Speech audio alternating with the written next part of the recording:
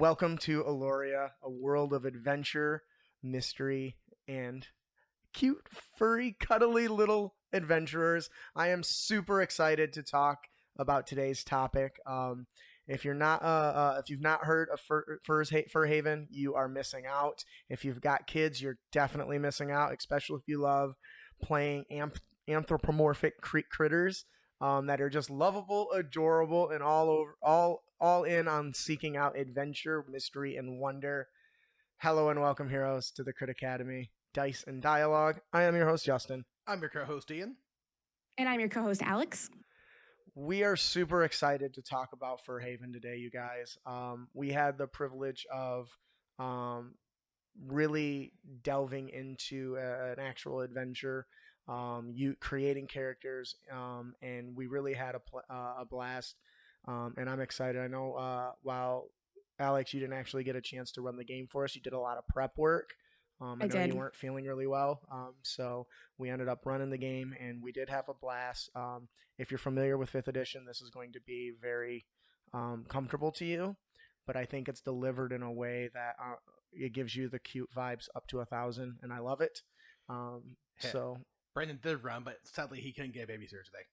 Yep, and it is what it is. It's what happens when you don't line your calendars with your spouse, right? Double plans. Yep. So with that, let us talk about the Fates and Furhaven in the huge niche that it covers when it comes to gaming. Now, I do want to put an asterisk in front of all this. The PS we had was based off of draft version 1.1. Yes. So That's a good point. Yep. They're still refining it right now, and I wouldn't be surprised if they add custom character sheets now. Yeah. Because when we did get through the document, there was clearly a couple of sections that needed to be filled in or finished. But I think some of the subclasses, right? Like the wizard. Well, that's something they're going to put them in the first place. Right, but there was a few racial abilities, for example, where it's like, okay, it says your opponent, when you use the ability, makes a save. What's the DC based off of? Right. And now this was a Kickstarter that I backed. And I do want to preface this with, it comes in 2 iterations. Yes. It comes in the 5th edition iteration, and then it comes in like a board game version with all the little character stuff for the players and the kids, which I think is great. So, and something else I want to ask. Go ahead. Oh, go ahead. I just want to say, kind of on the note of kids, because we're talking about that a lot.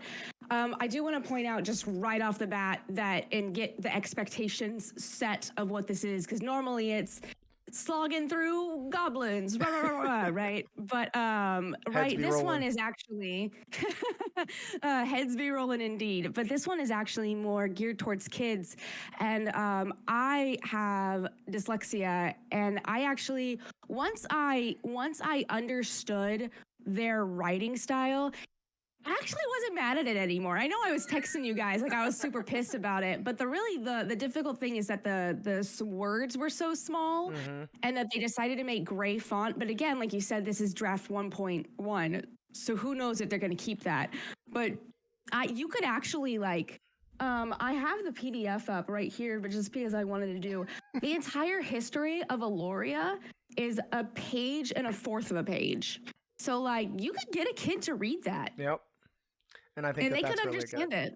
Yeah. And I think that's the big point. Also, on your point about the hard text, if you go to their Facebook page, Kim, the lady that we had on Crit Academy and the one that is behind all of this Kickstarter and this project, actually responds to the messages. So if you say, hey, I have, some concerns about accessibility, this makes it hard to read, I have no doubt she will answer and possibly make that change, especially since it's in draft version right now. But before we move on to more about Aloria and the really colorful characters, I want to talk about kind of our experiences as a GM that's kind of reading through this and developing an adventure, and versus our playing of the game.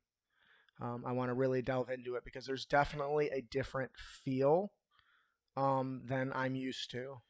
And one other question. Who wants to go first? Well, one question I kind of want to resolve as well too is they say up front that it's based off the I guess Creative Commons document now, or OGL, but do they plan on putting in all the material in there for the player options, or do they mean it to be a supplemental, like you have to own the PHP and then you supplement with this? My assumption, based on what I saw, is you can play with what's in the book. Okay. Specifically when you get the if you get the board game package, right? Okay. Doesn't mean they won't add all that detail, but I do think their goal was to streamline it down so it's less intimidating. Well, just because, like in the wizard section, for example, it didn't give you any build options. Yeah, well, as I said, and there was Right. the rogue was like that too, wasn't it? Yeah. There was 2 of them where there were no options, and I think that's because in the draft version they weren't done yet. Right. That's Which would is be my one more reason why I wanted to say this is a draft version that we were going over. Yeah. Now that didn't stop us from having a blast. So, No, and for me at least as someone who is used to playing 5th edition already, I kind of saw this more from my angle, more of a setting that you can pull from. yes, that was the big focus. Yes. And you can see that with some of the abilities that they use, that they just changed the descriptions, where they reflavored an existing power to be more setting appropriate. Right? Like the Totem Barbarian, for example. Yes. How did they reflavor that? Like they basically use terminology of like the names of the various like a Totem Barbarian had in 5th edition to be more in line with the setting. That's like one main example. And that shows just how adaptable it is to the Yeah. 5e. I mean, some of the stuff is the same, just written slightly different, Right. like we did with our symbiote thing, right? Mhm. That was just a barbarian fighter multi-class, but we rewrote it in such a way that it made you play like Venom from the Marvel Universe, and it was still the same game. And I still find it hilarious that people comment about how broken that was. Only for you, we just multi-class between Fire and Barbarian. That was it. It is worth noting that you can get it pre-ordered right now if you head on over to Furhaven's Kickstarter and or website. You can find a link in the comments. So Okay. so now one of the things that really stood out to me about this game was how much it encourages you to get creative. It talks about how you want to try to encourage children and the players to enhance their experience through leveraging what God, I can't say that word. Animal creature that you're playing as, and I took that to heart. So I played as a porcupine archer. Yep. But I didn't use arrows. He pulled out quills and shot them because That's amazing. that was so much cooler, and it fit the theme of what that character feels would very do. Furhaven. Yeah. It feels like that's what you do in this. Mm-hmm. And I definitely doubled down on being a turtle. Yeah, he was. What was what is the character? He was like flying, like tucking into, running and flying and tucking into his shell and smashing into stuff, or just running out in front and That's just. how I flavored Unarmed Strike anyway. See, and that's way cooler, right? Like that is just awesome. Okay, first off, I was playing as a turtle, which gives me a +2 to my AC as it was. Then I played as a monk, and then I played the archetype type they have in there, Way of the Shell, which gave me +2 more AC, so my AC was 20 at level 5. Yeah, he just run out and then just tuck her into his shell and wait till it be attacked with the dodge action. Yep. There's no I damage. just sat out there and tanked for the entire group. And I think that also those two things feel like they shouldn't go together. A monk is swift and agile, and a turtle. I mean, and that's funny too because he didn't do the swift and agile thing. He just ran out and tucked and covered and hope for the best. So I thought that was really cool. The story. To be fair, I only got hit once. And did it actually hit you though? Yeah. Oh, okay. Well, Because you were attacked a lot. Well, it took out half my HP. Good thing he only got hit once. Yeah. The setting and the story made for interesting archetypes. Yes. And what's interesting is it pushes because everyone is like they call it a different species, and the subclasses are familials. So you can, what I thought was really cool, and we'll talk more about this in the next episode where we talk about the whole character creation process, but there's a lot of tension between the different groups, which is very reminiscent of what you'd expect in a more adult-oriented game. But it's done in such a way that it's not as dark. Yeah. Their problems are more mundane than that. Except when they aren't. Except when they aren't.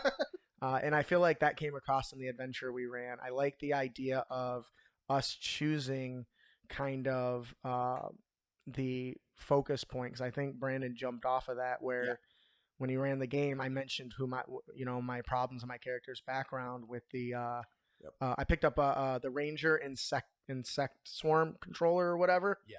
And so we ended up fighting insects. Now I admit at the I didn't know that insects are typically the main bad guys. So here I am, a master of swarms, and they're also my favorite enemy, which I picked at random. So, Well, you also mentioned too your train of thought that was like, well, I train insects, therefore it only makes sense for me to know about them. Yes. Therefore they're my favorite enemy. And it wasn't in that, and so the fact that they were my favorite enemy had nothing to do with them actually being my favorite enemy. It's just I manipulate and control them, and so that became my favorite enemy, which also happened to be one of the villains. So, as somebody who had did the prep work for this, kind of what stuff did you have to what kind did you go through, Alex, that you really enjoyed that may have been a little bit different, or how is it different than you would normally prep a game, since this is meant to be targeted towards children with little furry adorable creatures? So while you were talking, I was trying to think of like what I could compare the like setting with in terms of tension that is still kid appropriate. Mm-hmm. And I think the one that I can compare it to the most is Teen Titans. Yes, from not go. Like not go. Teen Titans, like the original Teen Titans. Yep. Very much that thing where you can cover really important topics, like for example, the scales. Yep. The scales are always having like a power match and like are always vying to be on the top and stuff like that, and they're very isolated. And you can start opening up that world and like teaching scales how to love other furs and stuff like that. And I thought that was, I think it's like Teen Titans level where you could definitely teach some life lessons while still being kid appropriate. And I do think that that's kind of what the book encourages. Yes. Because if you think about it, one of the biggest things in the world is diversification, and some people have a problem with that for whatever reason. And so this book is designed to kind of bring that as a focus, that and the exploration is kind of a focus to encourage the kids that, oh, the scales aren't bad, they're just a little different and they do things differently. And I think that that's a really good way to handle that. Now, if you're in a family of people who don't want to like everyone because they're different, this probably isn't a game for you. But I think that is done. It's done really, really well because each of the different furs have different goals, motivations, rituals, faiths, all that stuff, right? And it ties really close to that. Mm-hmm. And I think that for some people, that's going to be a line that they're not going to want to even cross. But I think for most families in the world, that's a good thing, right? Yeah. And it pulls away. It definitely pulls away from the just slaughtering monsters endlessly, but doesn't eliminate it, which I think is good. Although, let's be real here. Some people do enjoy that. Well, yeah, I know. And I think that's also part of one of the 3 pillars, right? Yep. And so while it pulls away a little bit, there are things in monsters to fight, but most of it is not encouraged to be extremely detailed. And they also make it clear too that for the most part, most of the monsters you encounter, like more creatures, if you will, are like the insects, arachnids, they're not sentient. Yeah. Now, some higher tiered ones might be like a bee queen, for example, or a mother of spiders. Or they did imply that there are some eldritch abominations living deep in the ocean too. But hey, and that's a really good point. So in typical D&D, you do fight sentient creatures. This really pulls away from that for the most part.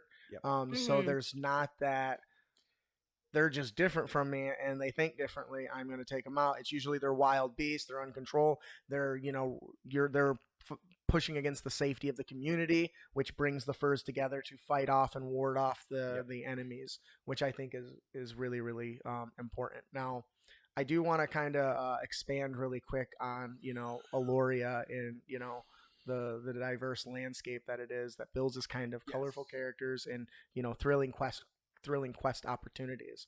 I do like that they refer to them as species because that's more accurate, because they're different animals, which is nice. So Aloria does encompass several different areas. It's like the North Den, which is basically divided into 3 core areas. Furhaven, which is basically a community of cozy, close homes that are fortified in a fortress, while you have Featherwood, where the powerful magicians kind of watch things from above. And you'll start to see a trend too, but the names and the way they're the furs that are there, right? Furs is a general term, right, for all the sentient creatures, if I recall correctly. And so while the feathers see from overhead, you can kind of imagine what type of creatures those are. Yeah. Birds, right? Yep. And then, Scale City is the domain of wet scales and dry scale clans, right?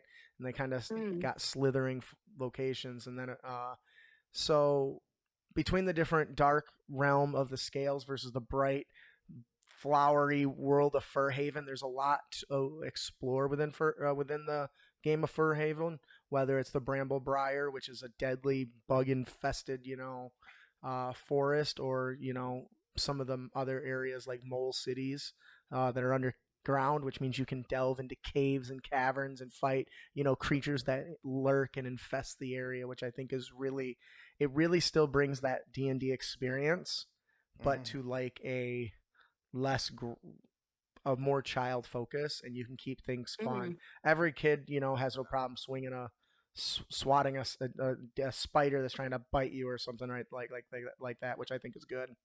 You look like you're gonna say something. No. And because of the nature of this, I feel that we as adults can find a nice, interesting story that can appeal to all ages, and Furhaven kind of delivers the setting for that. But it's now it is worth noting that Alora's heart lies with this focus on the creatures that exist here and how they're different and how they don't expand far beyond their own areas. So everything is wondrous and a journey to explore and see, because it's not like a fantasy world where people travel great distances regularly, right? They're very small knit, very much like the Shire, right? From Yes. Hobbits and Lord of the Rings, right? Yep. They don't really go anywhere, and when one does, apparently it's a big deal, right? And so the whole kind of world is like that. Well, part of that too, though, since they're based off actual animals, they all tend to gravitate to a particular habitat. So, which means they avoid. There's a movie coming out about like the elementals or whatever that's like that, where they all just kind of reside in their own areas, so they don't get to experience all the stuff that's out there. But that's something like that. It's like, why would they? Right, and in this game, it tries to focus on that aspect, right? So when you first start your adventures as a first level 1 adventurer, you're excited to see what's out there, and that wanderlust is what I think really can appeal to the children. Yep. So I don't know. I kind of really wanted to delve into that a little bit, because to me, that's where it shines. And Ian kind of mentioned that earlier, that it really is the setting that makes the game so enjoyable and different. Presentation. Also, artwork is cute. Yes. Yes. I will say, from a Dungeon Master standpoint, coming from D&D 5e and knowing that this was a D&D 5e hack, essentially, I was really expecting it to be a lot different than it actually was, but in the best way. There's an angry crow. I really expected it to be more about the fighting, but really, just like what you said, this is about the exploration. You are going against the grain and saying, why not, and going out and exploring. And one of the things that I enjoyed thoroughly is that each one of the locations has probably like 4 paragraphs for you to know about, get to know it, and get to understand it. But there's these not only are there little plot hooks within the book, but after each area, there are Furhaven encounters. Yes. And I'll just read one, for example. Number 4 for encounters in Furhaven is Paladin on a Mission. The Paladin is in the midst of a divine mission assigned to her by the priesthood of her god. Are you sent to help her in her quest, or are you a hindrance she must overcome? Like, this was really designed for kids in mind, with kids in mind, and whoever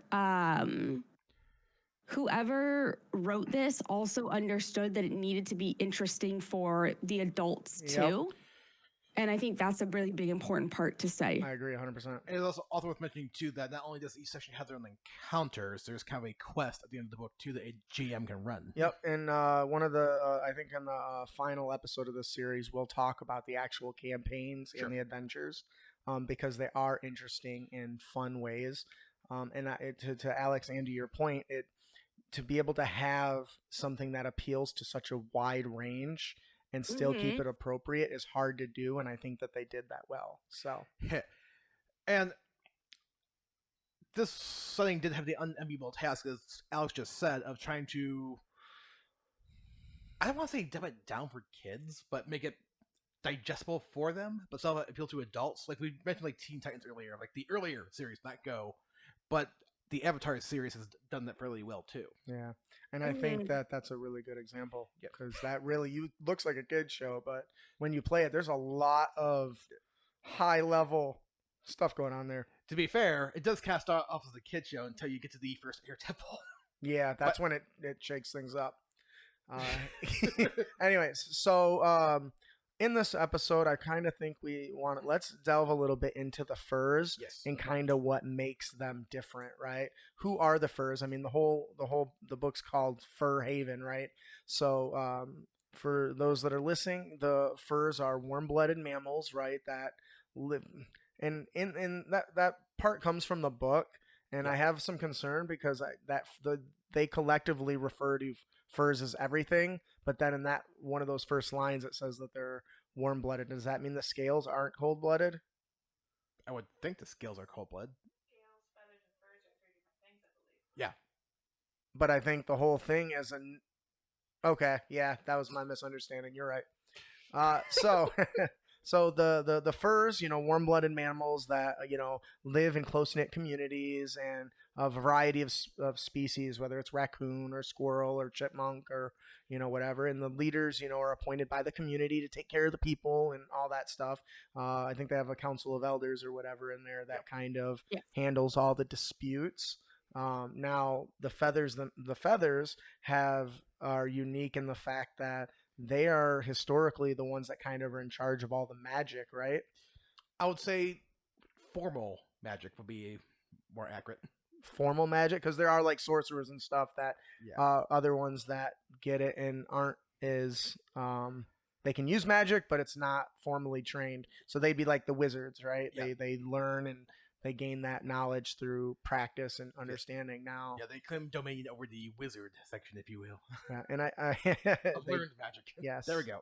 Now, it does touch on that difference between the feathers, where other furs access it through like deity powers with clerics, built in, born with powers, or forming pacts with like warlocks. Yeah. So you can almost think of the feathers as basically almost strictly, wizards, right? Yep. Now, and it does touch on too that they are kind of arrogant and kind of believe themselves better than everybody else too. So, and that really jives, right, with wizards in general. So they're elves. Yes. Yeah. So beyond just the name for the furs, there's a couple different ones. Yep.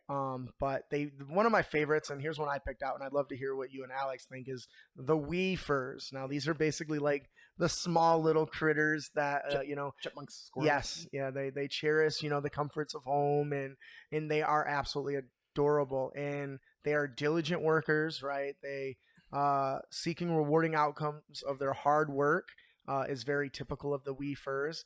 They're friendly and welcoming and supportive of neighbors and strangers, which I think is fantastic as well. But that also means because they're wee, they're not typically physically strong, right? Like I think one of the pre-gens that come in the game box is a chipmunk sorcerer, right? Yep. Not physically strong, and I think that encourages them to be more community driven. Yeah. So players are encouraged to play characters that follow kind of that familial spirit, right? Yeah. I almost played a mole wizard.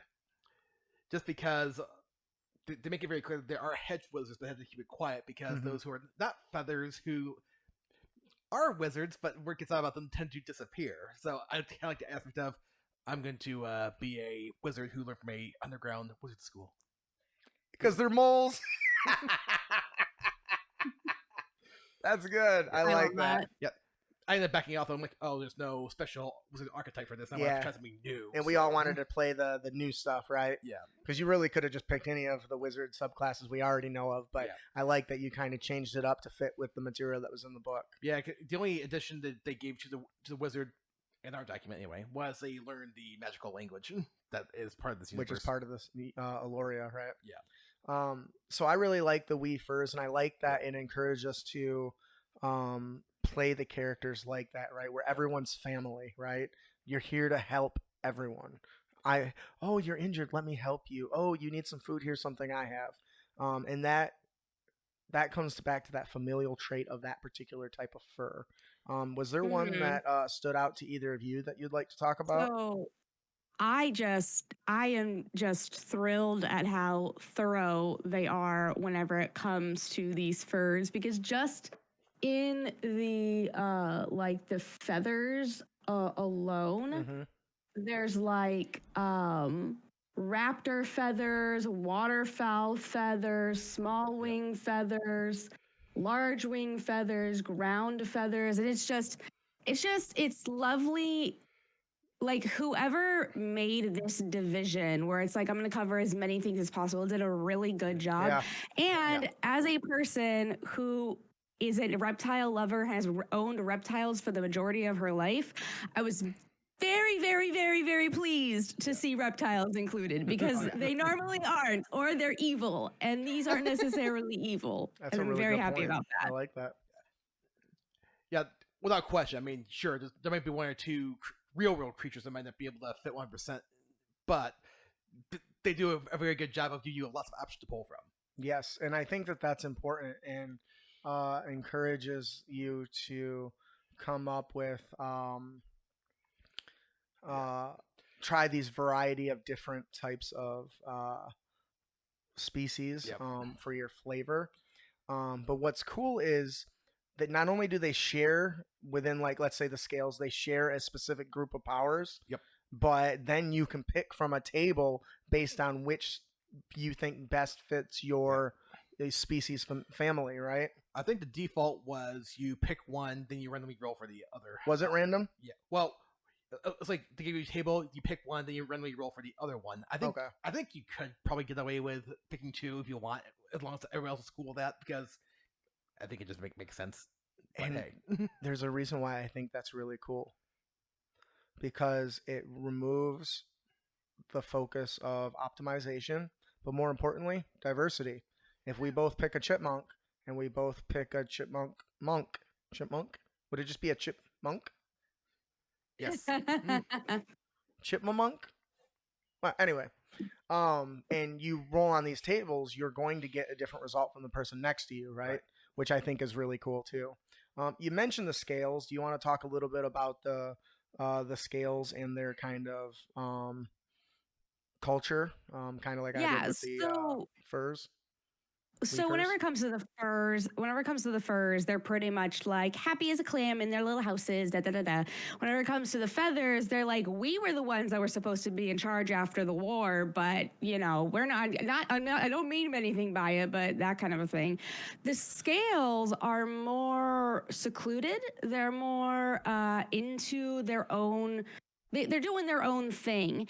And what that own thing is essentially like a family-friendly version of a civil war. It's they do a very good job of describing this without necessarily saying that, hey, there's a lot of conflict going on in the scale It's like community. Thanksgiving every year. Yeah, it's like Except Thanksgiving right now. And I love that, because at the end of the day, you need conflict in order to go out and do stuff. And scales are normally like very reclusive. So having a scale come to you and be like, oh, I'm in trouble, that's like a really big deal. Yep. And like I said, they're not necessarily evil as much as it is they're in disagreement with one another. And I greatly appreciate that. I did want to say, though, that with the way that these furs and scales are all done, it kind of reminds me of a kid just blurting out, like, I want to play a naked mole rat because, like, Kim Possible or something like that. I think I just aged myself. Yeah. And they can do it. They can do it. If the kid just blurts out a random animal, like, I want to play a zebra, like, they can. I want to play a pangolin. What? A pangolin? Yeah, it's kind of like an armadillo. Oh, that's a real thing. I thought you were making a joke about penguins. No. I mean, basically, what we have here is a fancy version of Zootopia. Yes. Yeah. Yes. Now I want to play. What was that sloth that drove the race car? What was his name? Oh, Flash. Flash. I want to do that. Something so funny. So you make a really good point there, and the fact that the conflict is handled in such a way keeps it interesting for all levels. The one thing that really stood out about the comment you made about that they're very recluse and it's a big deal, they would also understand the culture of the other furs, so they would know the type of people to go to. So it would be less a scale who's not used, is uncommon for scales to go out and talk to people. They would more likely go see chipmunks, because chipmunks are known to welcome strangers, right? Mm-hmm. And I could easily say that, like, some of the conflict can be not because people are being dicks, it's just they have different cultures, and some aspects may not necessarily mesh well with each other 100% without working through it. Which is real life. Now some people realize that. Right. Ian, was there one that stood out to you? Oh. I mean, as you saw, I picked, like, the reptiles. Yep. The scales, the turtle, that was interesting. And just the fact that he had just a lot of options in general. And this is a pangolin. That is a hideous looking anteater. It looks like a scaled anteater. Yeah, if you cross an armadillo and an anteater, not too far off. So reptiles, the scales are those are the same, I think, in this world, right? Yes. And they do have the wet and the dry.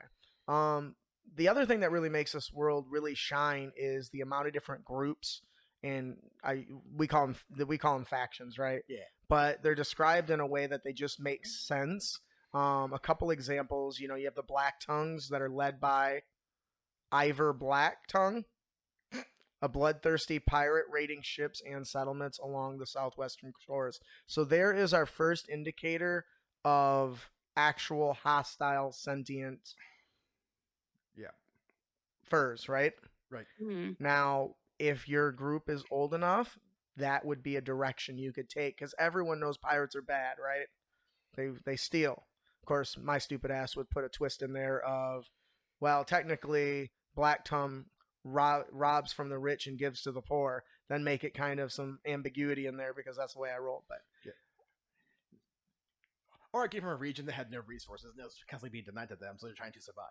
Dude, I totally just watched that time I got reincarnated as a slime, and in it, the orcs are attacking and destroying because there's no food, and they're like, "Fine, we'll go find it from somebody else."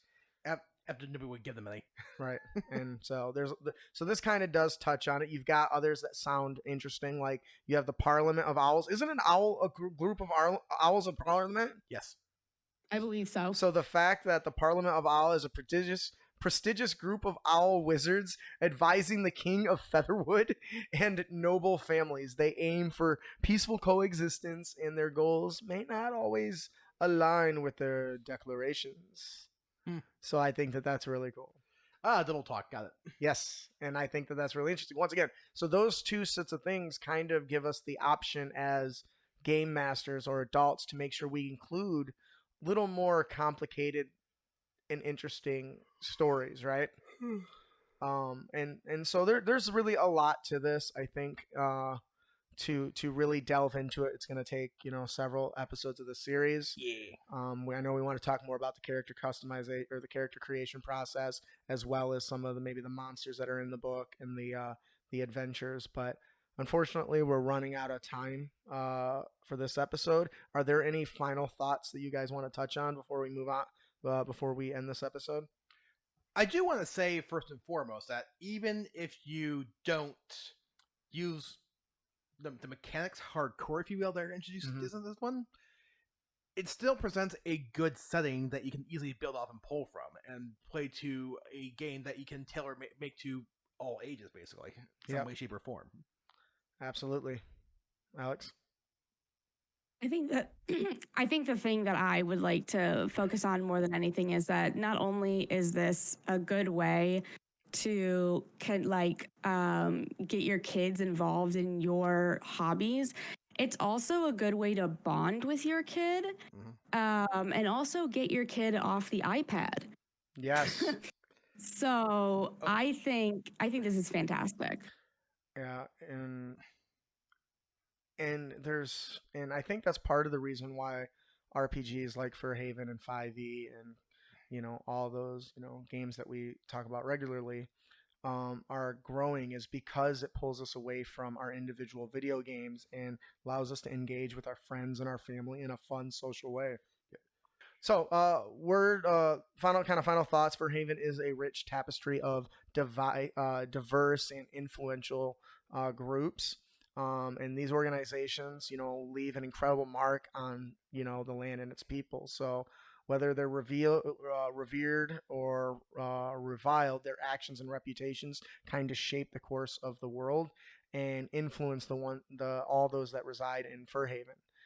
So it's important to, when playing the game, to make sure that becomes kind of a focal point, right? When the feathers all of a sudden fly away north for some reason, or fly south for some reason, maybe you're trying to figure it out, and that's abnormal and it doesn't happen. Well, how does it influence everything around? Well, no carriers, because some of the birds are just mail delivery, right? Yeah. Or maybe it is normal. They just never notice it until now because of how separated societies are. Ooh, that's interesting. And a bunch of people go seek help from them, and they can't because they flew south for the winter. Yeah. But anyways, so I think that's one of the big takeaways from this. In this vast and captivating realm, the legacy of these groups and these furs will, their impact will be remembered for a long time. So that'll do it for our main topic.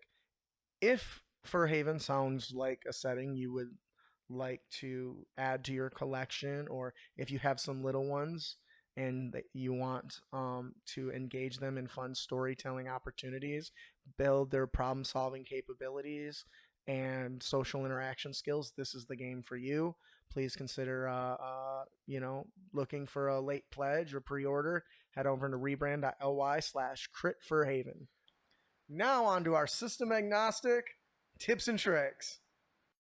Today's encounter is Cosmic Countdown. Now, to be fair, I'm a big fan of movies, and I'm definitely a big fan of games. So there's some really great inspiration for this.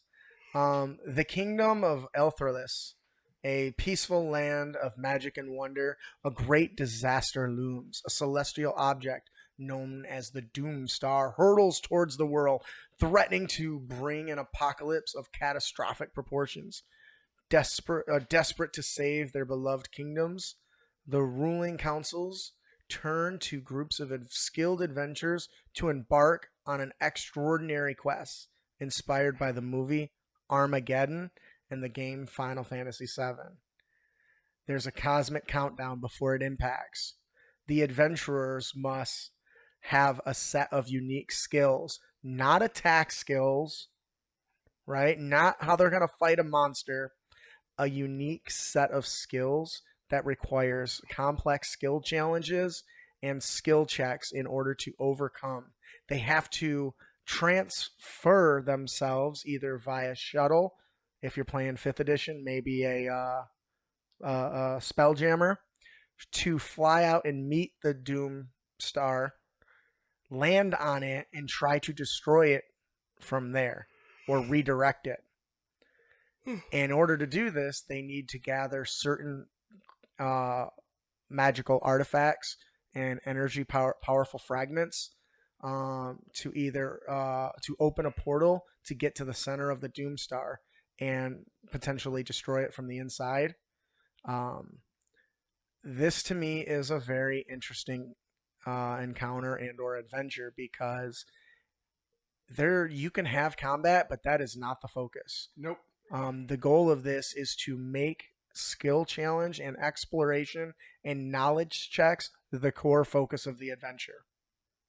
Now, the beauty of it is, if you've wanted to run a post-apocalyptic world, this is the quest to lead into it. Yeah. Because if they fail, bad stuff happens. If they partially succeed, mostly bad stuff happens. But if they succeed, maybe it alters and shatters a single part of the world where they redirect it to something like Antarctica where there's nothing there, right? Or maybe you can make it so they barely, they do manage to destroy it, but maybe there's something on it that alters the way the world around them is, like symbiotes or something. Now I'm picturing in One Punch Man when the massive meteor was heading towards the Earth and would destroy it on impact. Yep. Only for the right time to jump in the air, punch it into really tiny fragments, which wrecked a bunch of buildings in the city, but all the population came out was, that's the guy that wrecked our houses! That's a good point. And that's kind of what I'm thinking. So the goal of this is to get a team with very specific set of skills. Yep. And as the GM, you can use the current player characters you have. You just find what skills they have and how they would manage this. We don't get into a lot of detail of what may actually be involved as far as this discussion. I'd love to hear what your guys' thoughts are, how you would get more out of this. How would you draw the players into it aside from the world is ending to the point I just have a question. Yeah. Is there a sexy one-winged angel going against us during this? If you want a silver-haired angel with a sword so... Well, okay, never mind. Big sword, got it. Sure, yes, why not? Maybe he's piloting the damn thing. I don't know. But maybe he arrives first and becomes like the locator that draws it there. Maybe that's one of the things they uncover, right? That's cool. So those are some ideas that I kind of think would be fun, but the idea of having a task that's less combat focused probably doesn't interest Ian very much, but I think it's great, which is funny because he's a clipboard dude. I think it's great. So do you guys have any further things you think would be cool ways to do this? I have my thoughts, but I want to hear you. Sure, you gotta protect the Earth. I don't feel like it. But the world's place where you store your stuff. Oh crap, good point. I definitely think that this is very fun, and it's a very unique spin on the world is ending kind of a thing. I definitely see where you got your inspiration from. My favorite part of this whole thing is the exploration thing. I think in Final Fantasy VII, my favorite part of Final Fantasy VII was putting all the little pieces together to find out what the actual fuck was going on, you know? Like, we didn't know originally, and then we had to put it all together. And so I would love to emulate that kind of idea with this, where it's like, oh man, this, oh crap, this, oh no, this. And then it almost like builds upon itself. And I think that that's a lot of fun. And I agree with you that the exploration, it should be the goal, but also, like, you know, throw a few fights in there. It's fine. And like, I really enjoy this as someone who has played Final Fantasy VII. This is fun. Maybe when they land on it, there's Doomstar elementals or something, right? That are like necrotic, you know, rock elementals or crystal golems or something. So there's a lot you can do with that, right? And if you really want to make it crazy, make them sentient, and it's their world, and it's out of control because of the sun exploding or star exploding that sent it hurtling through space. So now it's not just a thing that's going to destroy your planet, but there's people actually on it and are trying to do everything they can, but they can't, right? Yeah. So you could, I'm playing Tales of Arise right now, and they got the dual planets and that, you know, circle each other. So maybe that becomes one of the fixes, right? Please don't fall. So there's a lot that kind of comes through this. And one of the things I thought of, well, if this is such a big deal, why is it just your heroes? well, maybe there's more to it. Maybe something has drawn all the other strong adventurers away. Maybe your one-winged silver hair weaponed angel is so powerful it requires the strongest adventurers in the world to battle him, and they're off fighting them while you guys are stopping the world from actually ending. The main adventures are often on the quest, but you guys are must avail, must protect the world. Oh, well, we are so doomed. And the reason I mentioned Armageddon, because it's very much like that, right? Yep. In Armageddon, they're not the best astronauts. They're not the smartest people, but they do one thing really good. They dig. That's their skill. And they each have a part to play. Yep. So I just thought that story was phenomenal. And with Spelljammer and stuff, that just seems more plausible, right? Yep. And would be fun. I mean, what if this adventure changes the way the world is shaped and looks because of the actions of the players? Dude, can we just find a high cleric that can talk to their god that can make it go away? Wait, so your solution is to find somebody else to do the job? Yes. Somebody stronger. But see, but that's the thing though, right? Like gods, they aren't servants of the people. Nope. And so there's reasons why they wouldn't want it to happen, right? Yep. Maybe it turns another god. So there's so many different ways you can go, but the success of the players should be multiple options of success or failures. Whether it's they succeed and it passes but gets caught in its gravity, so now they're circling each other, which changes the climate of every part in the world. So everything succeeds, but now where there's oceans, there's going to be desert. Where there's desert, there's going to be oceans, you know? Things like that become far more interesting results of the skills they perform. Our player tip is unleash your character's inner voice. As a player in a tabletop RPG, you have the opportunity to immerse yourself in a vibrant world of adventure, playing a unique character with hopes, dreams, fears, wishes, all of that. While you may be familiar with the various strategies to optimize your character's abilities, there's one powerful thing that we often tend to overlook, and this technique can really elevate your gameplay experience by unleashing your character's inner voice. Now, what does that mean? Your character's inner voice represents their thoughts, their motivations, their personal narrative inside their mind. By delving into this aspect of your character, you can actually deepen their personality and create really engaging role-playing options, right?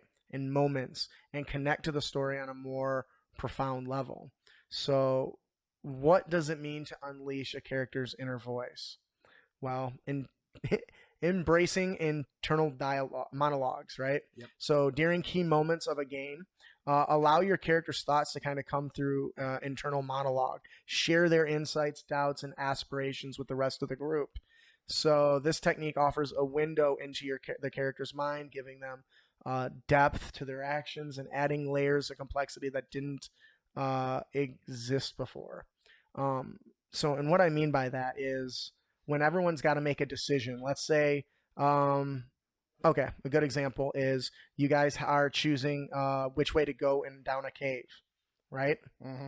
If you say, well, Jurin wants to go left, well, that's not really all that intriguing or interesting, but all right, guys, players, here's what Jiren is thinking. He has some concerns from the right because he can, slightly hear whatever the perception check, reveals, and he has a personal experience with that to the point that the skittering sounds too familiar to his greatest fear of spiders. So he's certainly thinking going to the right or the left is the best option. Now he is aware that the right is a shortcut and is much quicker, but he's not sure if he can make that challenge. Now hold up, Jib here's thinking you want to go quick to the right because that's the right way to go. But if I was defending the dungeon, I would think that'd be the right way to go because that's the right. Therefore, we're going to go left. Well, okay, that's good. I like that. That's really good. Alex, what do you think about that? This reminds me of one of my favorite players that I ever had at my tables in Texas.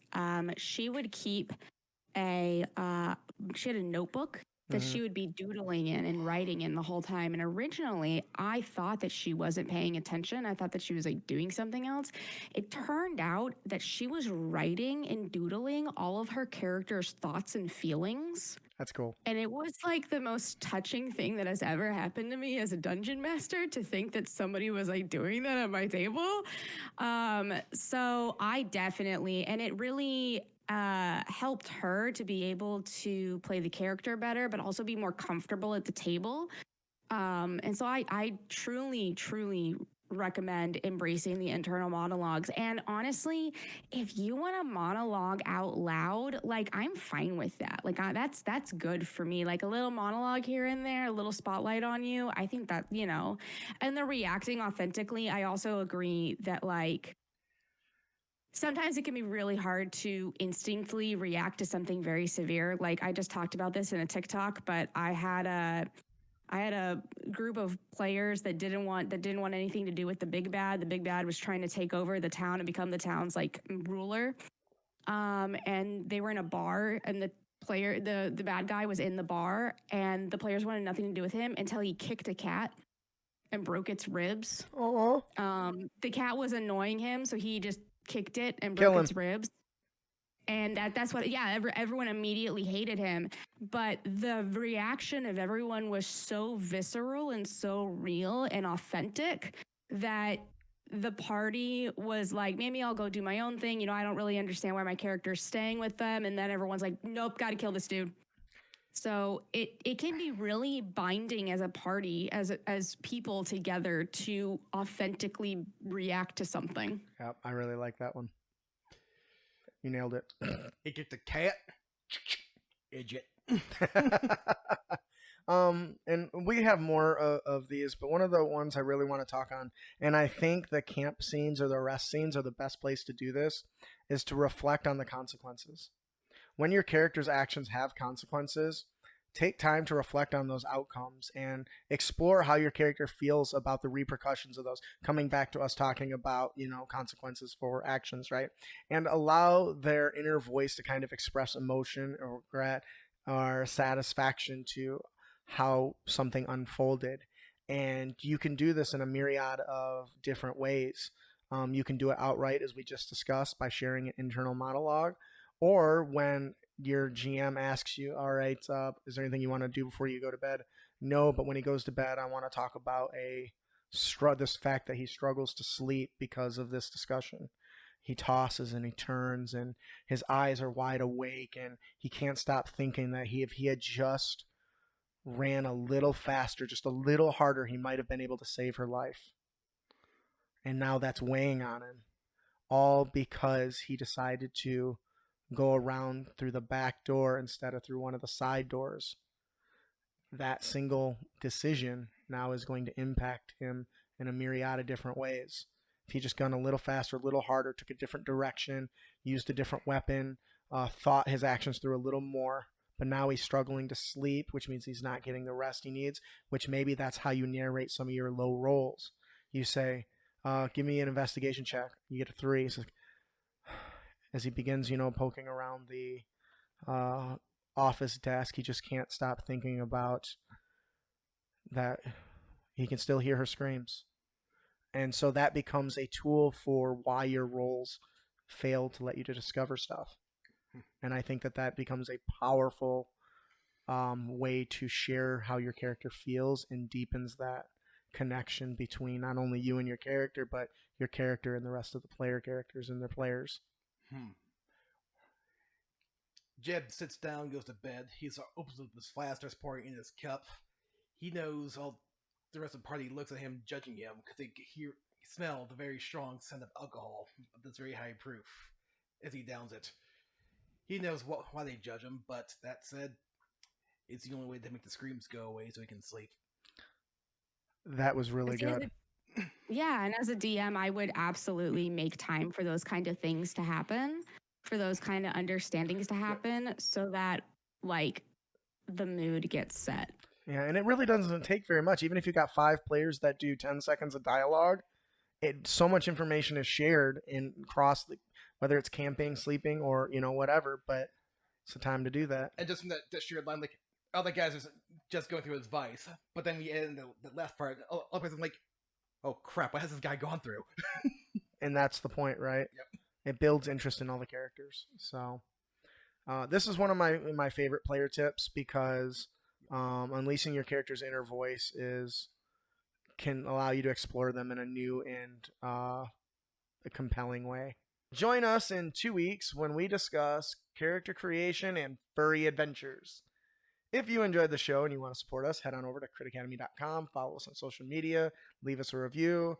Please consider becoming a patron. You can visit our Patreon page where you can now get a free 7-day trial, which is just jam-packed with so much fat loot you'll spend years going through it all. Yeah. Literally, we have over 300 episodes plus worth of material.